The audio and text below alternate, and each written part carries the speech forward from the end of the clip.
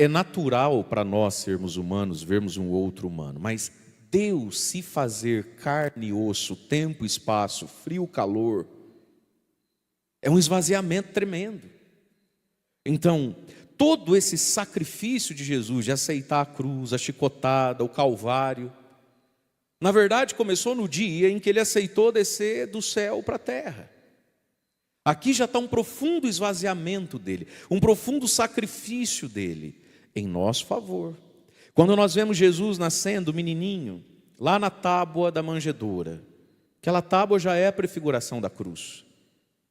Então, esse dia que tem cor e tons, num primeiro momento de Natal, de Jingle Bell, de anjinho, não é isso? Esse dia é celebrado 9 meses antes, ou quando possível, nas cores da Páscoa, nas cores e no sangue da Sexta-feira Santa. Cristo ganhou um corpo. E nesse corpo que ele ganha, ele é o próprio altar, o próprio sacrifício, o próprio sacerdote. Deus acontece em Jesus e não fora dele. E aí, para nós hoje, a nossa salvação está no quê? Em assumirmos que Deus nos fez corpo, que Deus nos fez pessoa, e nos devolvermos a Deus unidos a Cristo, na cruz de cada dia, unidos a Cristo na Eucaristia que comungamos, que é a oferenda do corpo de Jesus. Ele faz uma oferenda de si, e essa oferenda é perpétua no meio de nós, pela realidade daquilo que é a Eucaristia, é Ele sendo ofertado a nós agora. Deus que se escondeu e que se fez bebezinho, Deus que agora se faz farinha e água para nós, na Eucaristia. A Eucaristia também é um profundo esvaziamento de Jesus. Ela é gloriosa para nós, ela preenche a nós. Mas da parte dele também é um profundo esvaziamento. Então a gente se une a Cristo na cruz de cada dia, na Eucaristia, e entendendo: Deus não quer o meu touro, Deus não quer o meu bode, Deus me quer. E pedindo a Deus, irmãos e irmãs, uma sabedoria, que é qual? Diante da vontade de Deus, que às vezes é um sacrifício, de um Deus que entra na nossa história, nos atravessa como entrou e atravessou a vida de Maria, e que pede a gente para Ele. Você e eu, de vez em quando sentimos, e a nossa vida vai ter alguns momentos que vão pontuá-la para sempre.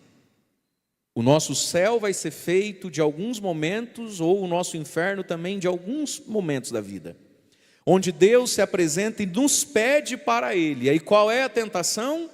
Porque dá medo, porque somos apegados, porque temos os nossos sonhos, porque queremos ter fé, mas no fundo queremos ser uma pessoa comum que passa desapercebida. E você já entendeu no Evangelho, quem encontra graça diante de Deus, encontra uma missão, encontra trabalho e encontra o que fazer. Quem encontrou graça diante de Deus é retirado do meio da multidão, Maria. Não adianta você querer ser igual a Tati, a Pati, a Nath, a Rafa, a Dani, a G, a Lu e a Fer, e ir numa missa lá de final de semana, Sófia. Você encontrou graça diante de Deus. E quem encontrou graça diante de Deus, encontra serviço, encontra gente para cuidar, encontra abacaxi para descascar, encontra mais o que fazer. Quem encontra graça diante de Deus é chamado para andar mais perto e mais estreito. E isso é graça, não é azar. Mas aí qual é a tentação? Dar migué em Deus. Eu sei o que Deus está me pedindo, mas o que Ele está me pedindo me parece duro, difícil. Mas o que Ele está me pedindo vai tirar de mim o que eu estou pedindo para Ele. Aí qual é o miguezinho? A gente inventa uns sacrifícios que Deus não pediu.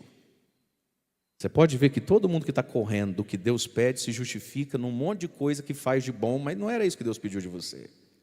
A gente sabe o que Deus pede de nós. Não sabe? A gente sabe. Mas aí qual é a tentação? Eu não vou fazer o que Deus está me pedindo, porque o que Deus está me pedindo tira de mim o que eu estou pedindo a Ele. Era o meu sonho, era a minha vontade. Então já sei. Vou oferecer para Deus touros e bodes. Aí se enche de devoções, se enche de penitências, se enche de sacrifícios, se enche de uma vida às vezes espiritual um tanto quanto neurótica e toda escrupulosa, para no fundo não fazer o que Deus mandou, porque sabe, eu estou fazendo tudo isso é bom, nada disso é pecado. Porque eu estou fugindo dele. Eu estou fugindo dele. Não fujamos de Deus e nem caiamos à tentação de achar que Ele acredita nos migué que a gente quer dar. Ele não acredita. E encontrar graça é uma graça, não é um azar. Mas entenda o que é encontrar graça. Encontrar graça é cooperar com Deus. Celebrar o dia da Anunciação é dispor a vida a sermos cooperadores de Deus. Tem muita gente que, infelizmente, joga fora a graça, ou no fundo nunca foi tão cheio de graça. Tem gente que simplesmente ela é nada mais do que bonitinha, arrumadinha, boazinha. Ela é organizada, mas quando a vida a pede, quando a igreja o solicita, quando Deus quer Ele, nunca pode, preciso pensar.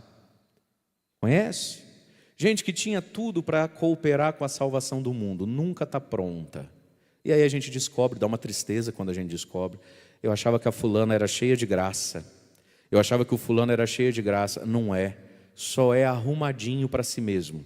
Só é bonitinho para si mesmo. Só tem uma inteligência muito inteligente que diz que o pecado não vale a pena e que é bom ser bom moço. Gente assim vai para o céu. Mas vai pagar no purgatório todo o bem que não permitiu acontecer através de si. Não pensemos, irmãos, que no purgatório nós vamos purgar e pagar no fogo da justiça de Deus só os males que fizemos. Também. Nós vamos purgar e queimar o bem que a gente sonegou. Essa nossa preguiça.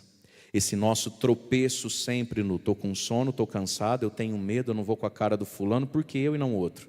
Eu já fiz tanto. No purgatório se purga o bem que não foi feito. Então tem muita gente que vai para o céu, mas antes de ir para o céu, vai dar uma estacionada no purgatório e vai olhar dos lados e ver gente queimando o pecado. E vai dizer, mas eu nunca fiz essas coisas. E Deus vai olhar, mas vai purgar a tua falta de caridade, tua falta de prontidão. Esse eis-me aqui, que nunca sai inteiro nem alegre da boca, né? Então, meus amados, que a Virgem Maria hoje interceda por nós, para que nós não fujamos do Senhor.